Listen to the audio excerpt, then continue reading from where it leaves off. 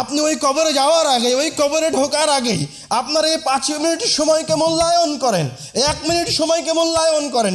কবরে চলে গেলে 1 মিনিট সময় আর দ্বিতীয়বার ফিরে আসবে না ভাই আমার, এই একটা দিন আর ফিরে আসবে না ওই কবরে ঢুকে গেলে। যতই চিৎকার করেন না কেন, রব্বুল আলামিন অসংখ্য আয়াতে বলেছেন, আল্লাহ রাসূল অসংখ্য হাদিসে বলেছেন যে পাপিষ্ঠরা রব্বুল আলামিনের কাছে ফরিয়াদ করবে আরেকবার ফিরে আসার জন্য, কিন্তু সুযোগ হবে না। অষ্টম হিজরির ঘটনা, যখন আল্লাহ রাসূল সাল্লাল্লাহু আলাইহি ওয়াসাল্লাম তার মায়ের কবর জিয়ারত করতে গেলেন, আবু হুরায়রা রাদিয়াল্লাহু তাআলা আনহু বলছেন, যারা রাসূলুল্লাহ সাল্লাল্লাহু আলাইহি ওয়াসাল্লাম কবর উম্মিহি, আল্লাহ রাসূল তার মায়ের কবর জিয়ারত করতে গেলেন। ফাবাকা, আল্লাহ রাসূল তার মায়ের কবর জিয়ারত করতে গিয়ে এত কান্নাকাটি করলেন, আবকা মান হাওলা, যে আল্লাহর রাসূলের কান্নাকাটি দেখে, তাকে কাঁদতে দেখে, তার কষ্ট দেখে, আবকা মান হাওলা, আল্লাহ রাসূলের আশেপাশে যত সাহাবী ছিল তারাও করে কাঁদতে লেগে গেছে। অথচ আল্লাহ রাসূল সাল্লাল্লাহু আলাইহি ওয়াসাল্লাম তাদেরকে এখন পর্যন্ত কোনো কিছু বলেননি, তাদেরকে মৃত্যুর কথা স্মরণ করিয়ে দিচ্ছেন না, জাহান্নামের আযাবের কথা বলছেন না, তার কান্না দেখে সাহাবায়ে কেরামগণ কাঁদতে লেগে গেছে। আমাদের আজকের সংক্ষিপ্ত জুমার খুতবার আলোচনার বিষয় পরকালের পথে যাত্রার প্রথম পর্ব, মৃত্যু সত্য ও কষ্টদায়ক।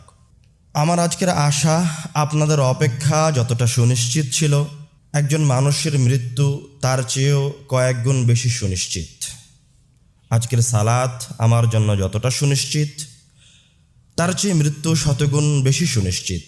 আমার এই বাক্যের পরের বাক্য আমার জন্য বলা যতটা সুনিশ্চিত, মৃত্যু তার চেয়ে আরও শতগুণ বেশি সুনিশ্চিত।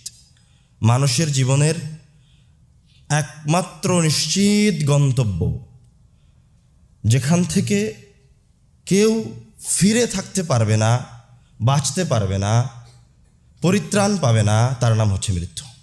আবু বকর রাদিয়াল্লাহু তাআলা আনহুর কন্যা আসমা রাদিয়াল্লাহু তাআলা আনহা বলছেন, কামা রাসূলুল্লাহ সাল্লাল্লাহু আলাইহি ওয়াসাল্লাম খাতিবান, আল্লাহ রাসূল সাল্লাল্লাহু আলাইহি ওয়াসাল্লাম সাহাবায়ে কেরামদের সামনে আলোচনা করার জন্য দাঁড়ালেন। ফাযাকারা ফিতনাতাল মাউত, দাঁড়িয়ে তিনি মৃত্যুর ফিতনা সম্পর্কে বলতে লাগলেন। ফালাম্মা যাকারা যালিক, যখন আল্লাহ রাসূল এই মৃত্যুর কঠিন ফিতনার কথা উল্লেখ করছিলেন, কবরের কথা উল্লেখ করছিলেন, মৃত্যুর কথাগুলি বলছিলেন, দাজ্জাল মুসলিমুনা দাজ্জা, তখন আল্লাহ রাসূলের সাহাবায়ে কেরামগণ ভয়ে ভীত সন্ত্রস্ত হয়ে গেল। ইবনে হাজার আসকালানী ফাতহুল বারীতে এই হাদিসের ব্যাখ্যায় বলছেন, আরও কিছু হাদিস নিয়ে এসেছেন। তিনি বলছেন, আল্লাহ রাসূলের মুখে মৃত্যুর বিপদ, মৃত্যুর ফিতনা, কষ্টের কথা শুনে সাহাবায়ে কেরামগণ মসজিদে নববীর ভিতরে এমনভাবে কান্নাকাটি করতে শুরু করলো যে মসজিদের ভিতরে শুধু হু হু করে আওয়াজ হচ্ছিল এবং